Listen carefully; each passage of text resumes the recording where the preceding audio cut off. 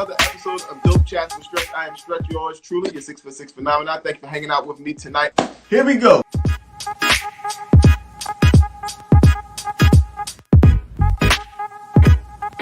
Which member of Migos did not have a verse on their song Bad and Bougie? No idea. Come on. I have no idea. I know the Migos had a song called Tasty. Stir Fry.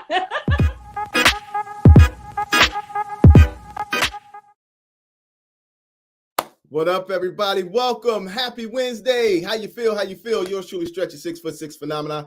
Coming at you once again with a brand new episode of Dope Chats with Stretch. That's me right there. You can see all that. Yeah. Every time I look at that intro, man, a little thug tear comes down my eye because I'm missing my hair. And I'm still noticing how great a beard is getting, man. That's ridiculous. But it's all love, though. It's all love because tonight we're going to have a good night, and I am super excited about my guest. We are talking about certain things that I think a lot of us, especially single folks out there, maybe even you married folks or just people who are going through relationships and things of that nature, kind of go through when it comes down to the matters of the heart. And tonight, my guest is none other than a very, very well-known, revered, super dope woman who's been doing her thing for many years when it comes to matters of the heart. Not only is she a dating coach, but she is also one of the most premier matchmakers in the DMV. I would love for you all to put your hands together, everybody. Show some love for Miss G. Sanders. Come on now. Oh, what a crowd. I hope I can live up to the hype. It's all about you, Jay. How you doing, baby? How's everything? Everything is everything. I love the whole vibe. I love your energy. So, when you called, I'm here. Thank you. I appreciate it so much. You know what I mean? Because we've known each other for a long time. I know. When we were chatting before, I was just like, it's been some years. So when I run into you, everybody like, oh, how do you know Stretch? I know him. Well, let's get into how we know each other, because it all falls into what you do for a living as being a matchmaker. So I think it was some years ago. Yeah, 2011, 2012-ish. Yeah, I was getting ready to say, you basically, I know we'll get to how did I get here, but in general, as a matchmaker, and all of my colleagues will attest to this, you have to put the work in to really source eligible, marketable Black men. And basically, I predominantly work with Black singles. And so you were referred by someone else. And basically, I contacted you to see if you would be open to even be considered to be in my database because you had a lot of data points that were really, on the point scale for a few of my clients. Right. That's how we started. And, we were. I mean, that could have been how we ended, but you didn't hold it against me. All love from me to you, baby. You know what I'm saying? Because it's like a crapshoot. You know what I'm saying? When you get into these situations where you're trying to match certain individuals based off of chemistry or vibes, or like you said, points and what these particular people are looking for on this particular list of wants and needs. Yeah, man. I mean, I thoroughly enjoyed it. I ain't gonna front, because I look at it as a learning experience, and more so just to kind of find out more about me. Like, what are my likes? What are my dislikes? What am I willing to put up with outside of just being like, Exactly. This ain't my thing. And it's funny too, because based off of your profession, that is like the source of my second book. Based off of that you mentioned. Yeah. So of course, I'm picking up the next novel is picking up after the first one left off a couple years later. So it's a spinoff of the first book, and the premise of this book, a lot of people about to get a little sneak preview, is that main character is somewhat forced into a relationship by using a matchmaker, and it kind of entails the stories that he goes through as this particular matchmaker puts him into all these sort of situations with these different women, and it's dope. It's dope. So yeah. Well, you got some real life experience because you went out with like 3 or 4 of my clients over a span of time. So it wasn't like boom, boom, boom. No, boom, boom, boom. Yeah, it was like it's hell. It was like sometimes it was like a year. Yeah, a couple years. Mm-hmm. Exactly. So I reached out based on the client because a lot of times people think like that matchmaking is like online dating. Mm-hmm. So no, it's like you could be in a database and you may never get a tap on the shoulder because it is about, again, the criteria and the point system that is utilized by myself. And again, like a lot of matchmakers. Mm-hmm. And so you would only be contacted if we really felt that this could be a strong match. Right. So you've always obliged and you've gone out and you went through the process, which includes really clear feedback. Right. There is no ghosting with the matchmaker. Like everyone has to give feedback. Yeah. What I can say is you always gave some feedback. Hey, we were just talking about that before we started because he was like, you wrote me his whole thesis on, whoop, whoop. I was like, yo, I was thrown off by when, blah, blah, blah. I don't even know old girl name, but, just to say for those out there, clearly it wasn't a match. But I wish her all the best wherever she is in this here. This oh yeah, like dating, like you said, is a crapshoot. And if you're not, what we consider a part of my motto is kind of putting the premise out that it is a game of sorts. Right. So if you're not even on the field, you can't even play. Right. And so like at the end of the day, like you may not be selected, for this particular individual, but it doesn't mean that you're still not marketable for someone else. Right. It's at the end of the day, I look at it like this. It's a numbers game, right? Yes. It's very much a numbers game. And, it's funny because I had to take some time to really get an assessment on what it is, on how if I was not me, how would I perceive me as a dater, right?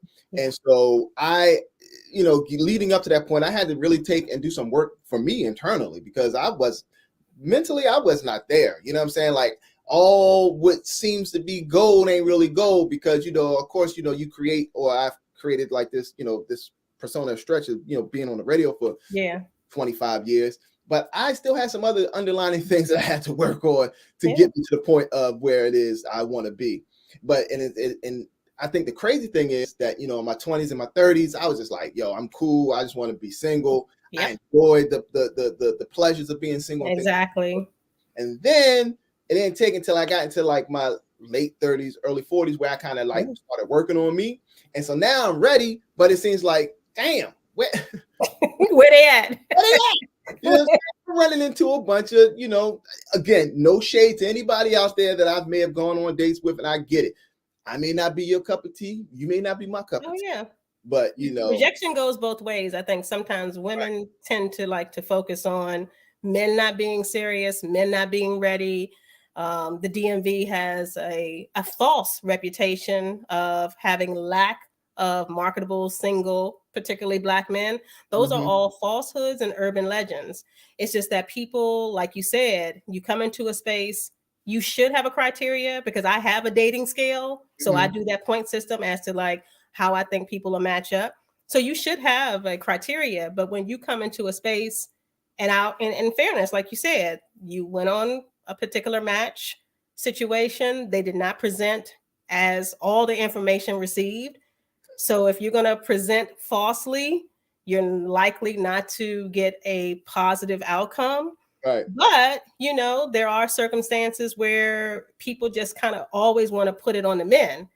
I have had so many issues because most of my client base is women that, I always use myself for an example. If I was single today, I'm currently married. If I was single today as a 51-year-old woman who not only doesn't want children, can't have any more children, the reality of it is that my pool would be a little dwindled. So if I start adding in things like, oh, he got to make, 7 figures.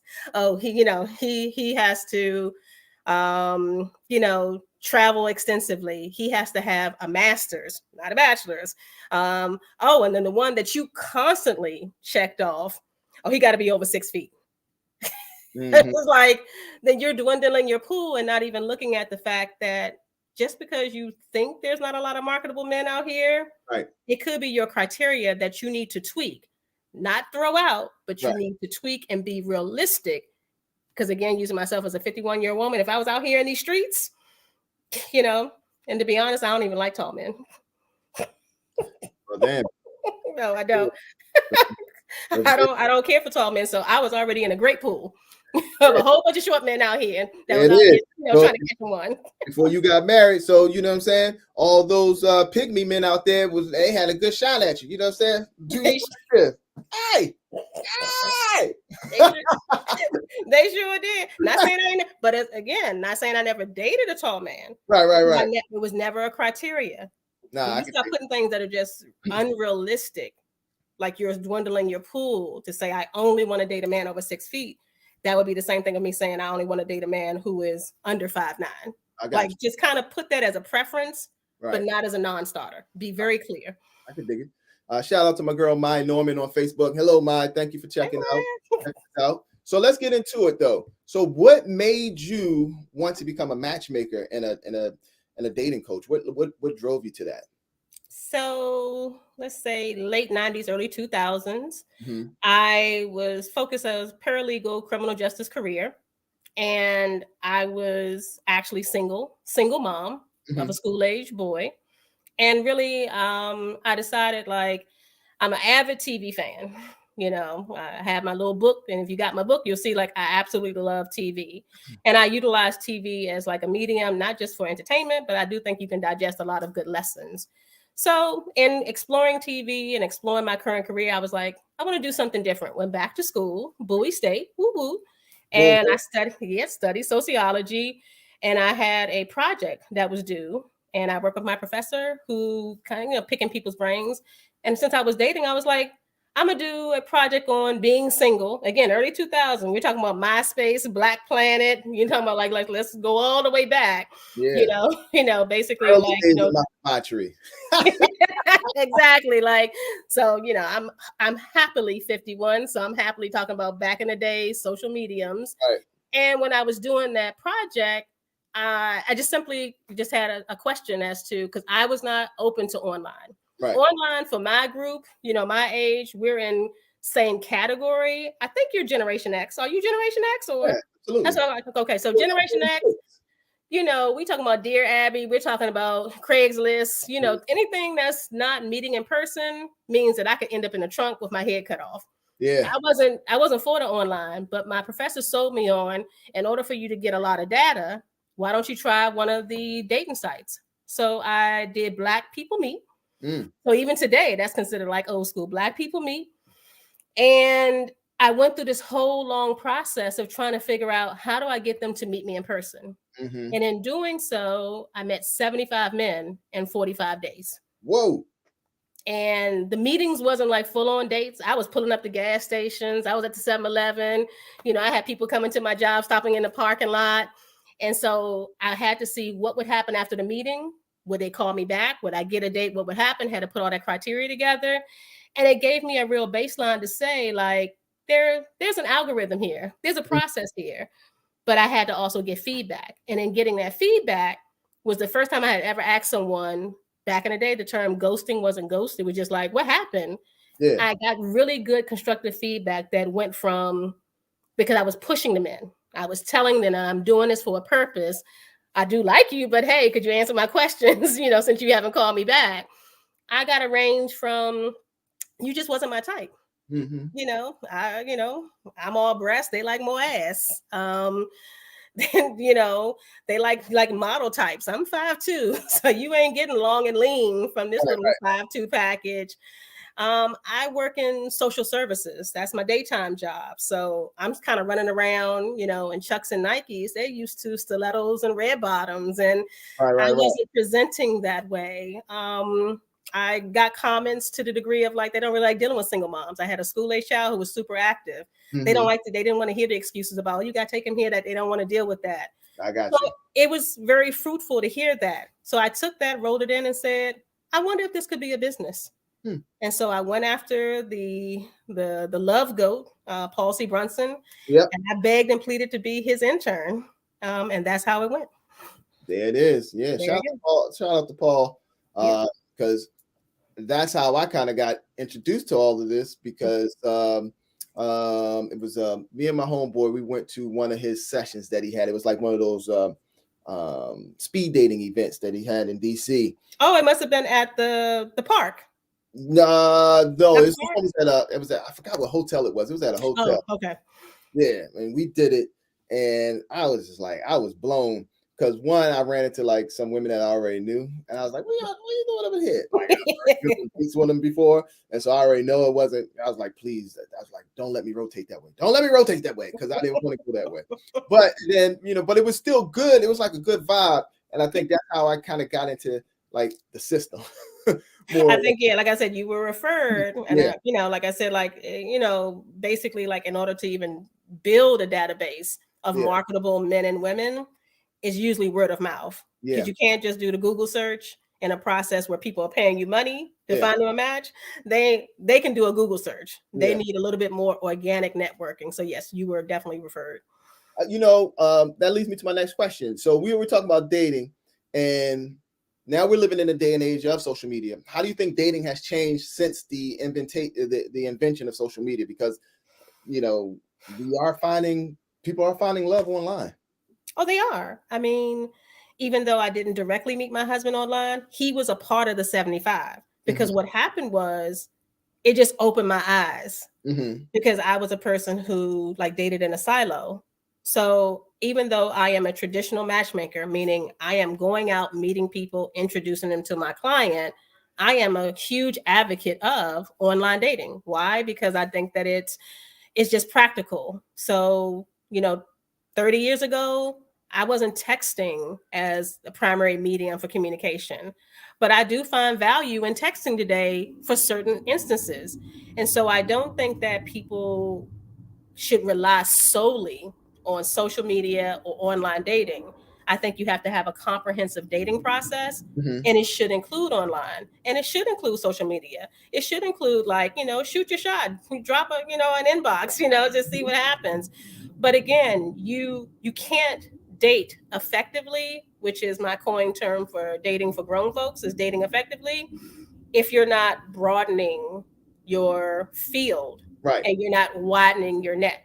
And Right. so, although for a lot of people it is a frustration, it feels like it's impersonal, you definitely gonna have people showing up, because I don't know how many men I had show up. And again, like I said, you don't have to be 6 feet. I don't know how many men had their profile say 5'9", and I'm like, there's no way you're 5'9". I'm 5'2", and and they're like looking me in my eye, or a little bit over, saying, I know I am. I went to the doctor. And I'm like, why are you still lying? Like, I can see you.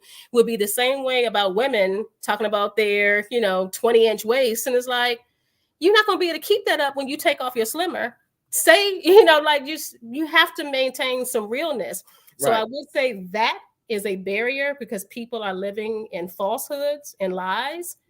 But if you are strategically a professional and you have a structure about yourself, you can apply that to your romantic status, and you can utilize online and social media very effectively. No doubt, no doubt. And that's funny, because I would, take this a step further. Why do you think dating is so hard these days? I mean, it's unfortunate, but I don't people also want to own is that I think that men tend to think that, they have so many options, because, like, just do the numbers. There are more women on this earth. But for good men, like the men that I, pursue for my clients, no, you may have more options, but you also got more trash. You got more trash to sift through. Yeah. Like, there's a lot of broken women, emotionally damaged women, mentally ill women, lack of ambitious women. They may be women, they may have a beautiful face and a big ass, but they're not contributing to your life. They contribute to your bed. Yeah. So for serious, kind of really kind of focused men, I would say it's a challenge. And for women, the reality of it is, it's just that a lot of us have just lost hope. And we just feel like at a certain age, again, proudly 51, that it's just too much work. And so we just kind of give up. And I just, I tell my friends, I tell my clients, I tell anybody I can speak to, don't give up. you got to stay on the field, just like how you pursued your degree, just like how you increased your finances, just like how you wrote your book. Right. You don't just give up on goals. It's just that this is one that's just going to tax you more. It's Yeah. just that, unfortunately, like, yes, it's harder. It may seem, we've been in a pandemic. I mean, like, for Christ's sakes, like, who could have known? But I think people, again, just like you didn't give up on your business plan, you didn't give up on your degree, you didn't give up on your finances. Don't give up on romance. Right. It can happen. Right. Once again, you tuned in to Dope Chats with Stretch. I am yours truly, Stretch, along with my guest tonight, matchmaker and dating coach G Sanders. And we're talking about dating and just relationships in general. And you brought up a good point. I think a lot of times now when it comes to the matters of the heart, people are broken. Like people you can't come in and get into something when you still got a whole bunch of shit in your life that is just affecting you to the point where you can't even be honest with yourself or even honest with the person that is pursuing you to a certain degree. And then I think too, from the social media aspect, people need to realize too, like everything you see on there is fake. It's people just, they're giving you a perception of what some people, don't get me wrong, that's their life. I get you. Some people, that's their life, all by no means. But it's one thing to give a false sense of, what this is rather than the reality. Like I'm all for like all those, different Instagram pages where, they're, promoting and talking about Black love, this, that, and other, or just, relationship goals and things like that. That's dope. I love it. But some of that shit is fake. And I want people to be real because I think you can really connect better with a person if they can see like the true things that may be going on within your life. Show a clip of you and your partner that you may not, I'm not saying arguing, but you having a disagreement and you see how you go through and how you rectify that situation. I don't want to see things that you picking her up and flipping her around and all that other shit. I mean, that's cool. You trend in and you get a little couple of likes. But at the end of the day, once you press the camera to cut it off, y'all arguing. You know what I'm saying? Oh, yeah. So I mean, I just rather people be real. And I think we're in a generation because we unfortunately, not unfortunately, but fortunately, we're still part of the generation where we remember like the good things from back. You know what I'm saying? A phone that rang and you had to leave a message on a tape recorder. Exactly. Where you could, you had that long ass phone cord where you could go all the way around to a quiet place in the house so you could talk to your girlfriend and talk to your boyfriend. Exactly. Those were the things. Now you really don't have that opportunity because people are so invested in this that no one looks up anymore. You can't really get a person's, get a feel for, who they are by looking at them in their eyes. And of course, now we've been, in this pandemic for the past 2 years, you get this, but even still, people have lost a bit of their social skills because you haven't been in sense of connection. Right. So I noticed because I had to catch myself at times because I know like, I'm having conversations with folks, but I'm not looking them in their face. I'm like all over the place. I had to snap. I was like, yo. Or you're distracted because again, we're like a culture of everyone having ADD. Right. And I get it, but I just think that's the part where it's like, although I'm not a huge fan of social media, I'm not, I engage it. I'm not a huge fan of always sending messages in writing, but I engage it. But the reality of it is that, with modern times, it's modern dating. Yeah. So if you don't pivot, you're going to put yourself in a small hole if you don't pivot some. And you just have to accept that this is the times that we're living in. And although, like you said, all the falsehoods on social media, being a couple, I know in my inner circle, I am constantly telling people when I am not happy with my husband, I'm going to tell you I'm not happy with my husband because I don't want my single friends thinking that the grass is greener because I want people to enjoy dating. Do you know, Stretch? I enjoy dating. Those 75 men, I enjoy dating. Yes. So stop looking at it as like dating is a task. Like, even though I got some hard feedback, it was some enlightening feedback because I did have to do my self-check. I did have to like look at myself and say, if I'm only looking down this aisle of men and they're not looking at me, I'm missing somebody. Right. You can't keep looking at people who are not looking at you. Right. And not because they're better or I'm worse. It's more so like, hey, if this line of men is looking for a model with a big ass, or they want long curly hair, or they like, light eyes, or they want her to, travel to Europe every other month, that isn't me. Right. So I need to look at the men who are going to be like, I don't mind a 5'2" girl with big breasts, and changes her hair every other day and, likes to have a conversation and enjoys a good episode of Good Times. You got to kind of understand who value you, right, so that you can look at who you might value, but you should enjoy dating. Like, it's just like, it can be just the most beautiful thing in the world just to connect with someone that you just never thought, like out of nowhere. Like, it can be like a really magical thing if we don't lose focus that is something that I really desire. I feel you on that. And I appreciate those words coming from your mouth, because I think a lot of people need to hear that, because I think we are also living in the times where people don't give things a chance. We are so quick to cut and be dismissive, you know what I'm saying? But we also live in a world where everybody wants instant gratification. So you going into something, instead of just going into something just with a clear mind and an open heart to say, hey, I'm not saying I want you to be my wife, or I'm not saying I want your babies right now. I'm saying this is something that I would like down the line, but let me get the opportunity to get to know you. But you should be able to say, as a man, a grown man with a career, a successful career, that I want a child without a woman feeling a certain kind of way. A woman should be able to say, I want to be in an exclusive relationship without a man feeling like, oh, she too needy. Grown people have grown conversations. Because if I tell you what I want or need and you feel overwhelmed, you should be able to tell me, I'm sorry. You should not be abandoning the communication, right, aka ghosting. You should not be avoiding grown folk conversations. I'm like, will the grown people step up? Like, I am a grown woman. And so if I have an issue with someone and it's constructive feedback, I'm going to tell them. Because all the stories about all the crazy slashing tires and playing on your phone, that is a small population of women. Most women are grown, can accept feedback. They're just looking for grown men. And most men, contrary to a lot of women, there's a lot of serious men too. Yeah. There are a lot of serious men who want serious relationships. They should be able to speak their truth without you putting them into the good guy zone, because everybody looking for a bad boy. Like, grown people have grown dating conversations. Man, don't get me started on that shit. Because you know what I'm saying? Like, I've been single for a very long time, and I could count on 10 fingers, 10 toes, 2 ears, all my teeth, how many times somebody has tried to say, oh, Stretch, you so dope. But you just, you a little too nice, or I think, I don't know, whatever.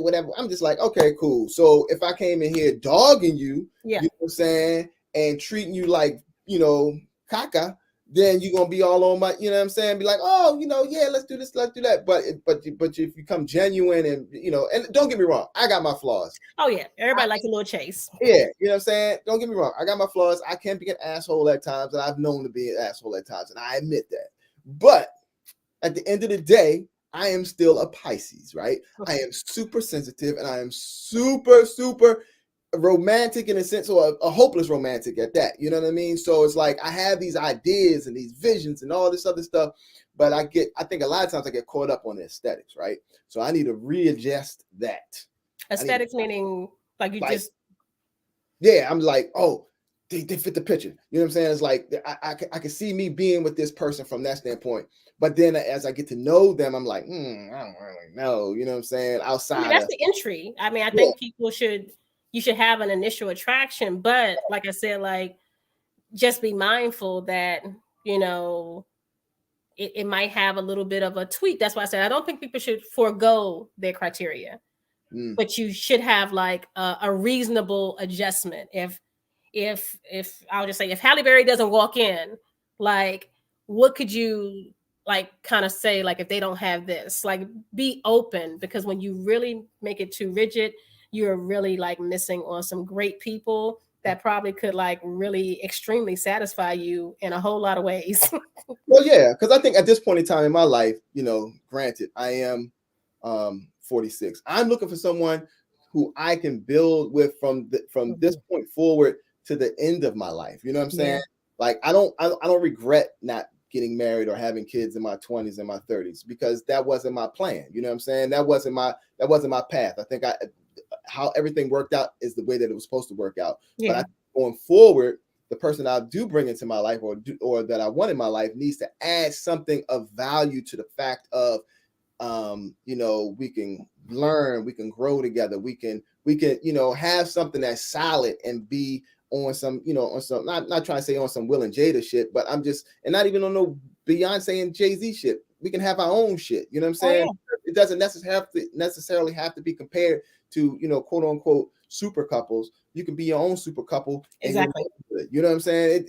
I just want to be able to have something that's just worth fighting for. You feel me? I think a lot of times when it comes to dating, we don't take that time to fight or to figure out, why isn't this working? Can we talk about this? Because even if you don't like me, I get it. You don't like me.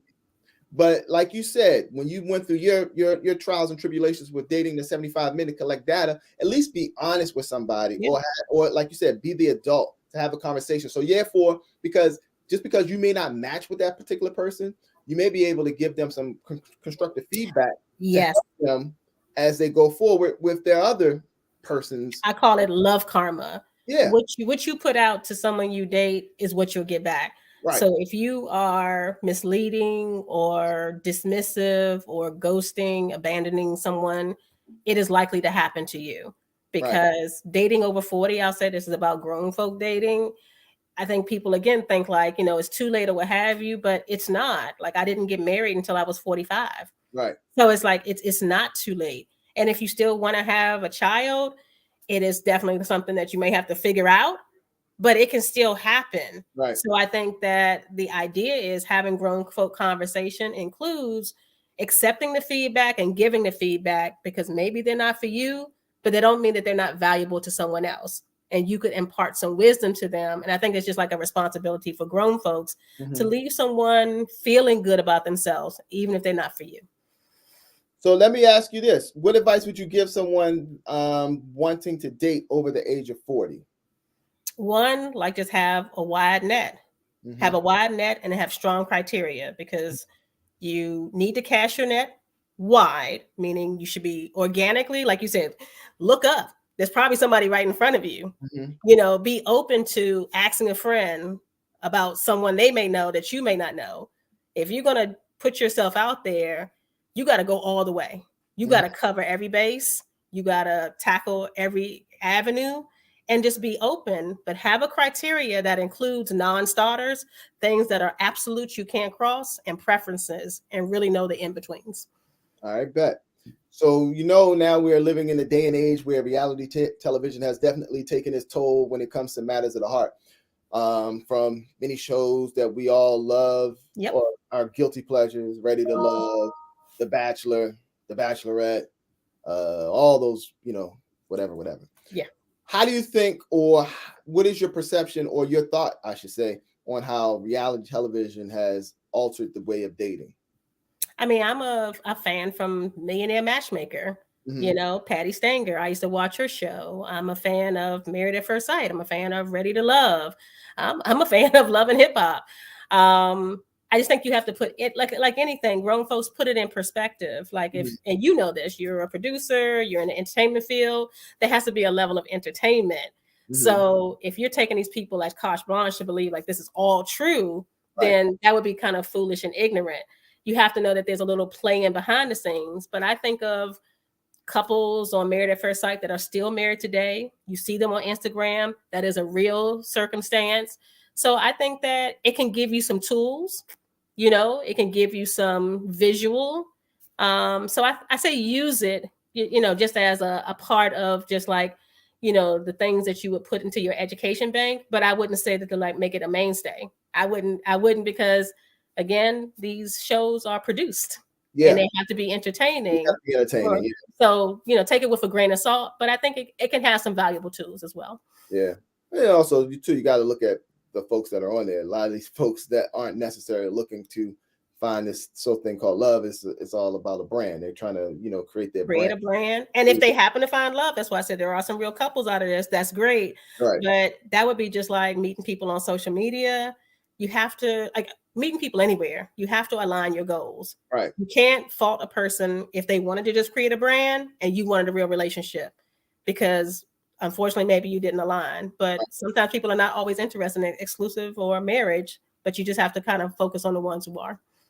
True. I think one thing I just picked up off this conversation, G, is that I'm gonna stay out of people's DMs, because I think it's just a setup for me. I'm not doing it no more. I'm not.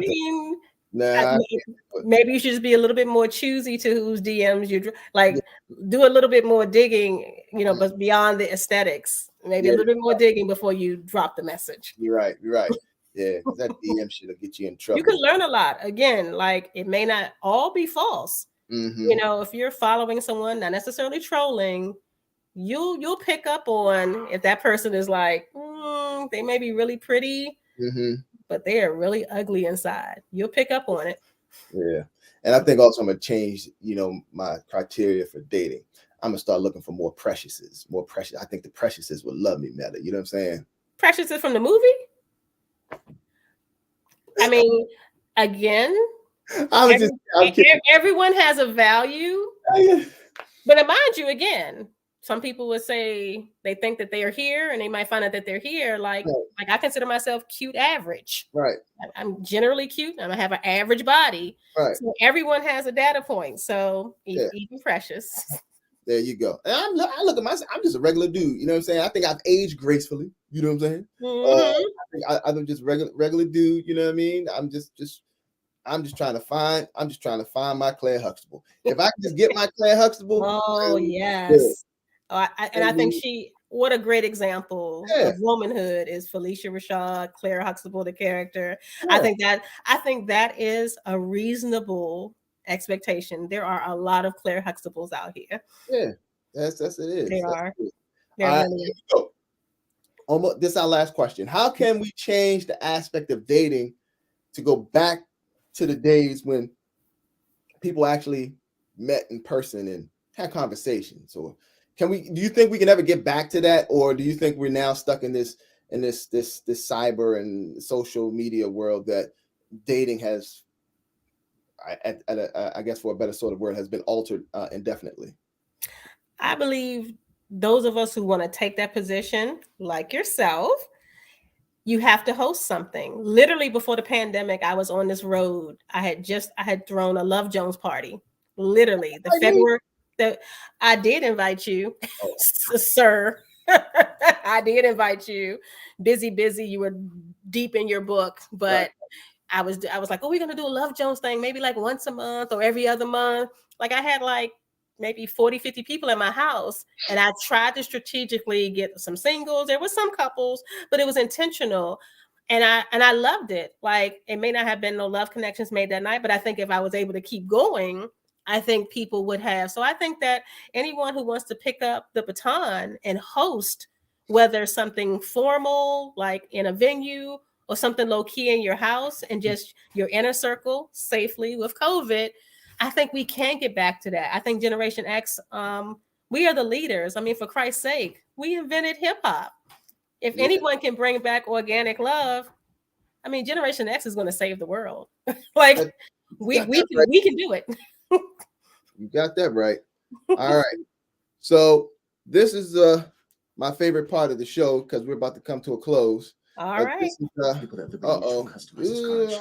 See, I'm trying to go YouTube and play my sound bites, but then I got commercials, so I got to wait for this commercial to end. But in the meantime, commercial. This portion of the show was brought to you by Dope. Last Request by yours truly, Stretch. Go pick that up. You know what I'm saying? Available everywhere books are sold. I appreciate your love on that one. But right now, it is time for us to get into my favorite night. It is time for questions from the hat. Yeah. There we go. Oh, yeah. All right, here we go. Sound effects. All right, so here we got some random questions up in here. What are your deal breakers in a relationship? Deal breakers are any type of physical abuse, any type of mental health abuse, any type of emotional abuse. And it's clear, like, principles to it. But that's pretty much it, because everything else I feel like I can work through. Okay. All right. Should men always pay for a date? And if so, when should this stop? I think chivalry is not dead. I think most grown men, they want to pay the date. I just think that more women need to allow a man to be a man. There's a lot of traditional men out there. But I do think that as you grow into generally dating, you kind of can get into more focused dating. And focused dating is like the step before you get into exclusive dating. But in focused dating, I think you can start to put out some conversation that if I say I want to go to like this restaurant that I know and I love and I'm initiating, I think I should pay. But it should be a conversation. I don't think that it should be something that's just out of nowhere. Funny that you say that, because now my mind just went back to several dates that I had over the past years where I went out and try to, we're leaving the place or leaving somewhere, and I go to, get the door. They won't even let me get to the door. I'm like, yo, let me be a man. Let me open the door. Yeah, I think somewhere that's the part where Generation X, we can bring that back. A lot of men want to hold the door. They want to pay the bill. They want to be a man's man. But as women, the reality for Black men just need to know there was a time when we didn't think that we had you. So we just stepped into head of a household, but we really don't want to be there. We don't want to be there. Now, I don't mind getting the door, but I ain't talking about no damn bills. You know what I'm saying? I'm kidding. Come on now, James Evans. Florida, I got laid off again. You got to pay the gas and electric tonight. I thought you got your $13 check. Now, come on, James. Oh, man, I didn't even make it. I had a heart attack. There we go. How long is too long to be dating someone? I tell people to do in quarters, just like business. I think you should do like quarterly assessments. Every 3 months? I don't think the whole Steve Harvey or the premise behind think like a man, like a woman, whatever. I don't think that's far off. I think generally that's a reasonable amount of time. If you've been dating for about 90 days, I think you can do a check-in. And I think you can kind of assess if this is growing or not. Right. But I think that you should not bring it up less than 60 to 90 days, because that's when people start to feel uncomfortable, because when you're dating, typically that means more than one person. All right, no doubt. And that's none of your business who else I'm dating. Word up. All right, last question, Miss G. Name one thing you should never talk about on a first date. Right now, it's so hard, but I would say there is a mixture between politics and deep sexual desires. You can talk a little general about some things you like, but I've heard some stuff from some of my clients when people are just out there talking about their sexual fantasies on date one, and then all of a sudden sending blick pics on date two, and then people are thrown off like, yeah, I said I like sex, but I didn't say I want to see your penis in my phone the next day. Yeah, wow. What about the ones who like to send their boobs? Well, vice versa. Let's be equal opportunities up in here. You're right. Like, again, cleavage, vagina pics and everything. Yeah. You need to get into focus dating before you start those kind of things. So and politics is like, not because I don't think it's good stimulating conversation, but more so because why do you want to hone in on something that's overwhelming everyone on a first date? Right. That's all. You're like, damn, I don't even know what kind of cereal you like in the morning. Here's my titties. You know what I'm saying? Yeah, but I can't stand Trump. I wish Obama would be back. Like you said, like let's try to bring back some romance in dating. No doubt. Well, G, this has been super dope. I want to thank you again for hanging out with me tonight. Definitely drop some gems for those out there who have gone through the woes, I should say, when it comes to dating. But at this present time, the floor is yours for those out there who are watching this or who will be watching this and they want to get in contact with you because they may be in need of your services. How can they reach out to you? They can reach me on Instagram at GS the Matchmaker, GEES as in salamander, the matchmaker, or you can directly email me at agency5683@gmail.com. And, keep your doors open. Definitely don't lose hope. Spring means new things. So, enjoy the good weather and enjoy dating until you finally find your one. No doubt. And I'm still in the database, dog. You know what I'm saying? So you never know if you need a little, you know what I mean? You know? I'm getting ready to say, I got some DMs for you. Like, I'll let you scroll through and say yes, no, yes, no. I'm trying to have a baby named after me. So I'm trying to have a stretch baby named G. Oh, Jesus. You got me punched. Let me hit the audience. Audience, what y'all got to say? Thank you, G. Thank you so much, baby. Thank you for hosting. No doubt, no doubt. We'll get up very soon. All right. Yes. All All right. right. Stand by, stand by, stand by. Yo, that does it. Once again, thank y'all again for hanging out with us tonight. Hopefully you took something from this conversation and you are able to install it into your everyday life. Be sure to show my girl G some love. If you need her for her services, you already know. You can follow her right now, all right, at GS the Matchmaker on Instagram, all right? And once again, don't forget, Last Request is available everywhere books are sold. So go pick up your copy right now, okay? It's a great read. You're going on vacation. You need a little something in your life.